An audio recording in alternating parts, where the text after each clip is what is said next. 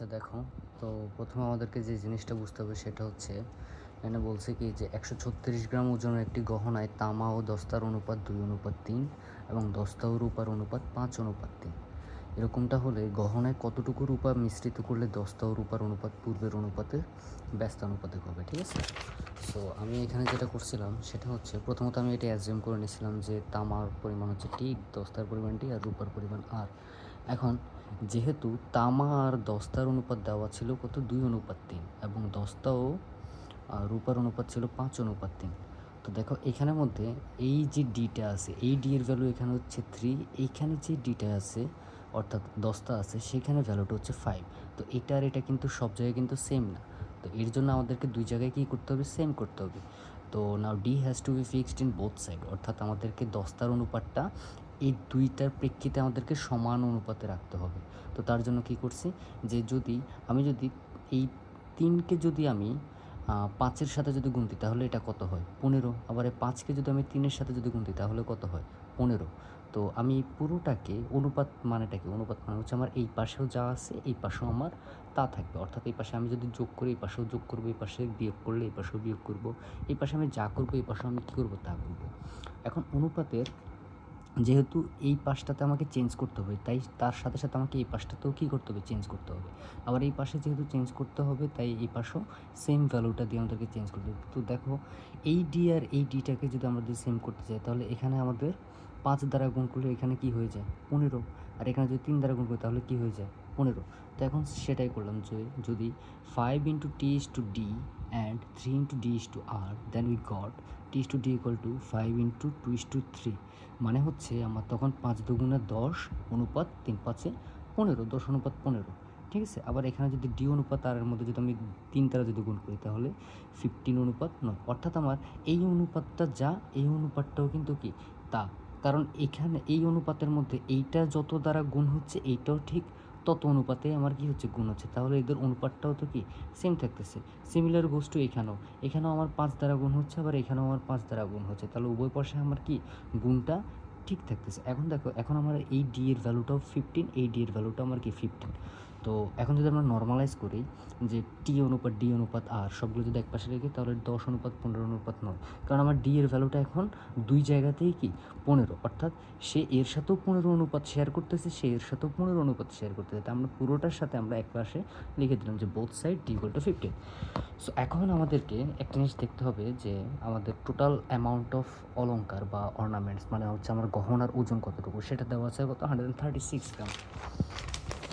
এখন আমরা এখানের মধ্যে এই প্রত্যেকটা অনুপাতের মধ্যে কোনটা কতটুক অংশ করে আছে আমরা তো এটা তো জাস্ট বের করছি, এটা জাস্ট আমাদের অনুপাতটা। অর্থাৎ এই পাশে যদি রূপার অনুপাত যদি থাকে 10 ভাগ, এই পাশে তামার অনুপাত আছে 15 ভাগ, এই পাশে রূপার দস্তার অনুপাত আছে 9 ভাগ, আমি একটা র্যান্ডমলি একটা বললাম আর কি, ঠিক আছে? কিন্তু এত তো ভাগ আছে, আমাদের কাছে তো এক্স্যাক্টলি কত গ্রাম আছে সেটা তো আমাদের জানা নেই। তো সেই এক্স্যাক্টলি গ্রামটা আমাদেরকে জানতে হলে এই টোটাল তারা যতটুক পরিমাণ অনুপাতটা মানে ওই 136 গ্রামের মধ্যে আছে, তো তারা কতটুক পরিমাণ তারা শেয়ার করতেছে সেটা হচ্ছে 34। তো now divide the total amount of ornaments by the total amount of participations, that means 34। মানে এখন আমরা 136 গ্রামকে এখন যদি 34 দ্বারা যদি ভাগ করে দিই, অর্থাৎ 34 যে ভাগটা আছে তাদের, তাহলে আমরা প্রত্যেকটা অংশে এক একজন পরিমাণ হচ্ছে কত 4। তার মানে তামার পরিমাণ হচ্ছে 10×4, মানে এইভাবে হচ্ছে 40 গ্রাম। দস্তার পরিমাণ হচ্ছে 15×4, মানে এইভাবে হচ্ছে 60 গ্রাম। দেখো তামা 10, দস্তা 15 আর রূপা 9। তো সেই হিসাবে প্রত্যেকে এর সাথে 4 দ্বারা গুণ হয়ে এখানে এটা 40 গ্রাম, এটা 60 গ্রাম, এটা 36 গ্রাম। এখন আমরা যদি যোগ করি তাহলে 40 আর 60 100, 100 আর 36 136, টোটাল 136। এখন আমাদের কাছে এটা দেওয়া ছিল কি দস্তার অনুপাত আর রূপা। আচ্ছা কোশ্চেনটা আগে আমরা দেখি। কোশ্চেনটা ছিল এরকম যে গহনায় কতটুকু রূপা মিশ্রিত করলে দস্তা ও রূপার অনুপাত পূর্বের অনুপাতের ব্যস্তানুপাতিক হবে। আচ্ছা কোশ্চেনটা আগে একটু বোঝার ট্রাই করি। আচ্ছা এখানে গহনায় বলছে কতটুকু পরিমাণ আমরা রূপা যদি মিক্স করি তাহলে দস্তা ও রূপার অনুপাত আগে কত ছিল 5:3। বলছে দস্তা ও রূপার অনুপাত পূর্বের অনুপাতের ব্যস্তানুপাতিক হবে। অর্থাৎ গহনার মধ্যে আমি আর কতটুকু পরিমাণ রূপা আমি অ্যাড করলে তাহলে এই অনুপাতটা তখন ব্যস্তানুপাতিক হবে। ব্যস্তানুপাতিক মানে কি? ব্যস্তানুপাতিক জিনিসটা হচ্ছে উল্টে যাওয়া।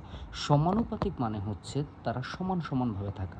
মানে আমি যদি সাপোজ 6:10 যদি বলি কোনো একটা জায়গায়, তাহলে তাদের ব্যস্তানুপাতিক হবে 10:6। অর্থাৎ এটা হচ্ছে তাদের কি? ব্যস্তানুপাতিক। ব্যস্তানুপাতিক মানে কি? বিপরীত অনুপাত। আর সমানুপাতিক মানে কি? সমান অনুপাত। ওকে, সো ব্যস্তানুপাতিক আমরা এবার বুঝতে পারছি। সো এখন এখানে লেখা আছে যে 10টা অনুপাত রূপা ছিল কত? 5:3। সো আফটার ব্যস্তানুপাতিক মানে ব্যস্তানুপাতিক করার পরে আমার এটা হয়ে যায় 10টা অনুপাত রূপা হয়ে যাচ্ছে কত? 3:5। অর্থাৎ আমার এই রূপা কতটুক পরিমাণ অ্যাড করলে 10টা রূপার অনুপাতটা হবে 3:5, যেটাকে আমরা বলতেছি পূর্বের অনুপাতের কি? ব্যস্তানুপাতিক। এখন 10টা আমরা একটু আগে দেখলাম কতটুকু আছে? 60 গ্রাম। রূপা আছে কতটুকু পরিমাণ? 36 গ্রাম, তাই না?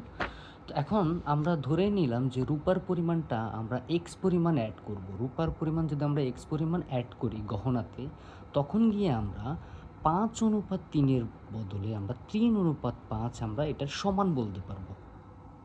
কোশ্চেনটা আগে একটু বোঝার ট্রাই করো। তো আমরা এখানে তাই করছি যে টোটাল মিনস অফ রূপা নিডস এত gram to make the statement equal of ব্যস্তানুপাতিক।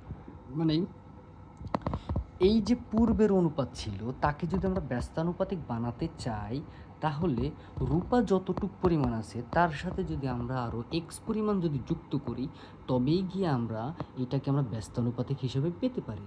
অর্থাৎ আগে ছিল 5:3, এখন হয়ে যাবে 3:5। অর্থাৎ 5:3 এর পরিবর্তে এখন 3:5 হিসাবে আমরা পাবো।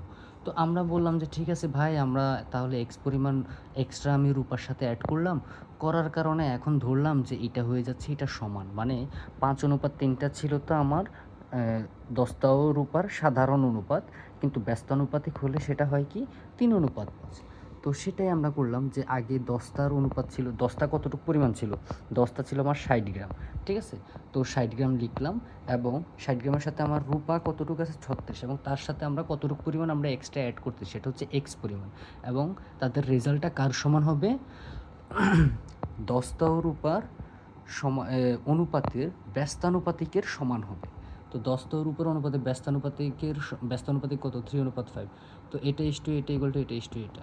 তো এটা এরকম দেওয়া মানে কি? এই অনুপাতে এটা মানে এটা হচ্ছে লবে থাকবে, এটা হচ্ছে হরে থাকবে। এখানেও সেম, লবে থাকবে হরে থাকবে।